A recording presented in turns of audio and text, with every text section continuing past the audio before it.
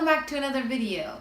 Today I wanted to film our monthly book roundup. I'm feeling pretty tired and really brain foggy today. I've been having a lot of insomnia lately, and last night basically at like 6 a.m. I woke up with an awful migraine, like so bad that I couldn't even lay my head on the pillow because it hurt so much. So I had to take a lot of painkillers, and I'm still on painkillers because it keeps coming back.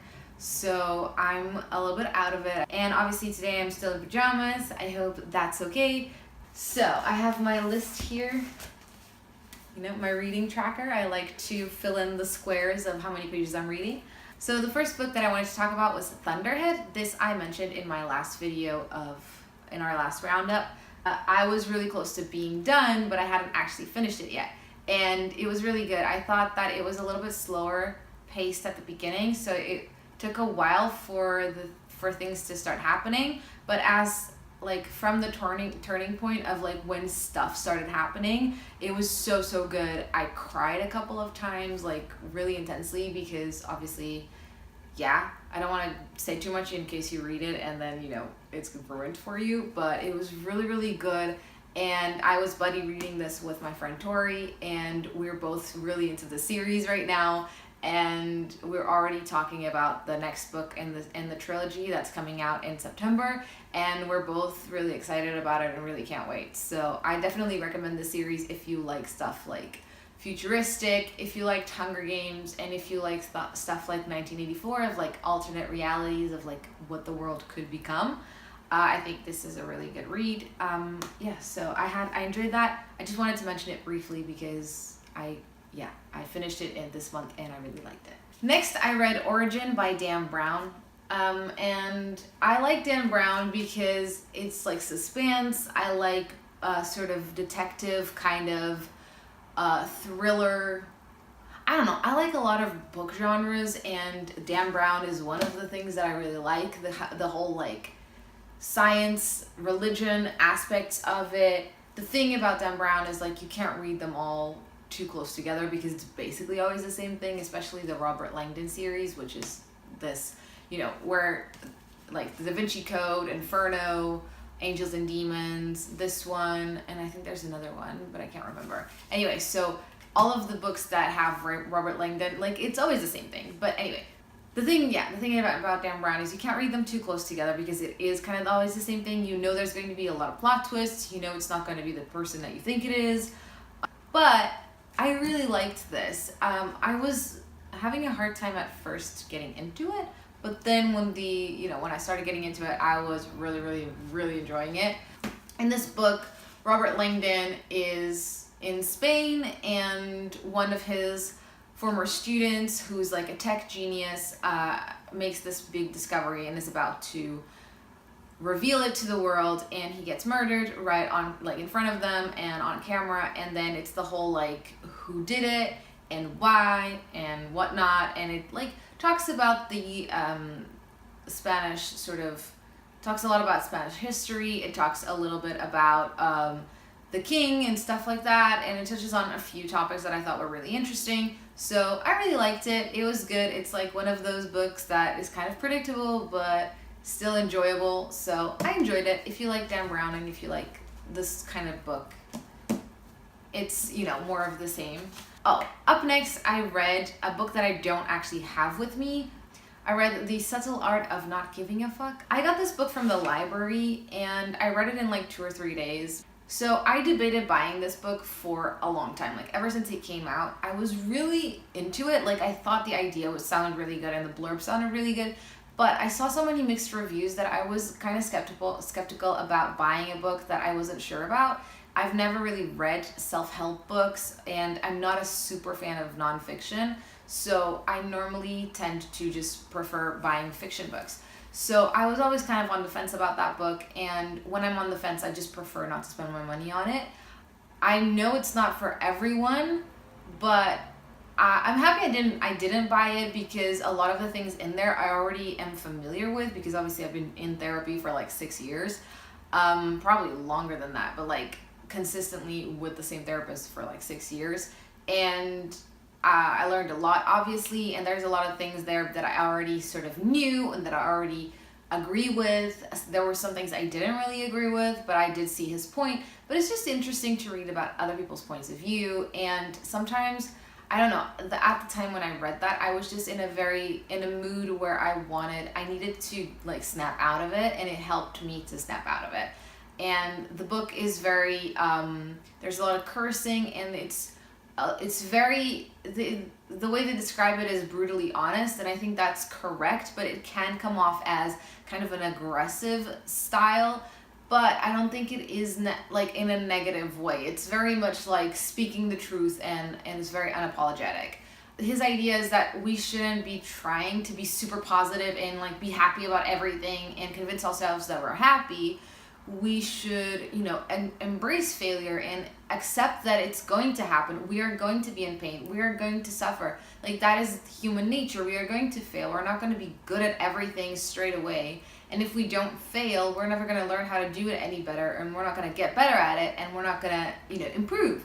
And that success needs to come from, you're going to fail a bunch of times before you succeed, but when you do, it's going to be totally worth it because you learned how to do it properly and stuff.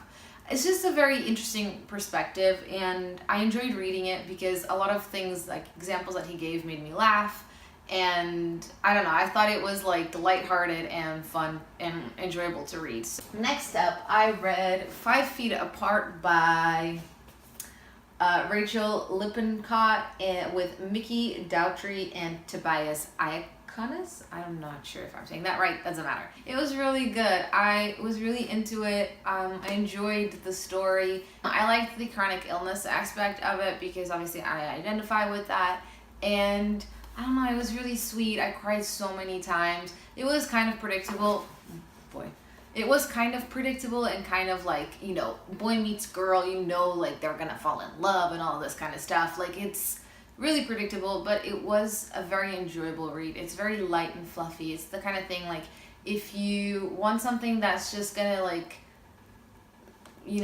be very, I don't know, it's like, I don't know how to explain it. It's just very light and fluffy and sweet. Next I read Miss Peregrine's, Miss Peregrine's, oh my god, I'm saying that so many times and now it sounds weird. Miss Peregrine's Home for Peculiar Children. So I also got that from the library, and I don't have it with me anymore. I just returned it yesterday, but I do have the next 2 books. This is by Ransom Riggs. I am reading it in Portuguese, obviously, because my library doesn't have a lot of English books. Basically, there is this boy who is Jacob, and his grandfather dies, and he basically goes on this quest to find where he was, like, sort of where he grew up, because he grew up in an orphanage during the Second World War.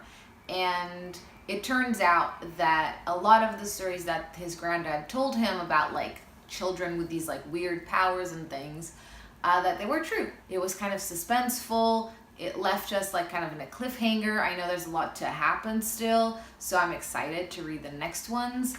I liked the fact that in these books, there's a lot of, like, photos of what, supposedly what the children would have looked like or been through and stuff, and it's very cool. Like, it adds this whole layer, like a more visual layer to the book, and I think that's really cool and different, and it's not something that usually happens. Like, there's a lot of pictures in them. I feel like I should be saying more about it, but I don't remember that much right now because brain fog. I don't know, I really enjoyed the book overall. I didn't, even though it was a little bit slower at the beginning, I didn't feel like it was boring. I just wasn't super action-packed kind of thing. I was still interested in what we were talking about kind of thing. So, I don't know if that made any sense. I'm sorry if it didn't. Next up, I read this one, which is massive. And this is called, let me see what the name is in English. The Brighton Mermaid by Dorothy Coomson. Coomson? I think that's how you say it. 2 girls find a dead body on the beach of Brighton in 1993, and then one of them disappears. And 25 years later, nobody knows where she is, and she was never found, and nobody even found out who the girl was. And there were, a series of other murders that were similar to that one. And yeah, so basically the girl her main character, who's called Nell, is completely obsessed with the case because a lot of things happened with the police that changed her completely. She then gives up her day job to look for both her friend and who the Brighton mermaid is full time. Basically, the closer she gets to the truth, more dangerous stuff starts happening, and and somebody seems to be like following her, and she seems to be in danger, and then it's like all of what happens. The book takes place both from her perspective and her sister's perspective. There's a lot of suspense, there's a lot of plot twists, it's a really strong story. It talks a lot about racism because most of the characters, so Nell and her friend and obviously their families, are black, and they talk about how the police never treated them as victims or as witnesses. They always treated them as suspects, which is really sad. There's the two main characters who we see from their points of view, and also we jump back and forth in time. So we go a lot back to 1993 and to the present day, but also there's little parts that take place in times in between. Even though we're changing back and forth, there's always a page that says, like, this one says present day, and it'll say, like, let me show you. And here, like, it'll say, 2015. So you always know what year you're in, and it doesn't just leave it for you to figure out. And I hate when books do that, when they travel back and forth, and they don't tell you where you are now, and it gets really confusing, and I feel like it's not that hard to tell you just where you are. And the last book of this month is Harry Potter and the Cursed Child, and I haven't finished this yet. I am about here, and I started reading this last night, so yeah. So this I also got from the library. This takes place 19 years later, and then further on, and it's about Harry and his family and his kids and sort of the relationships that they form, and that danger might be coming back again and whatnot. So it's a good idea, but I really am not enjoying this book. Like, I want to know what happens because I'm a huge Harry Potter fan,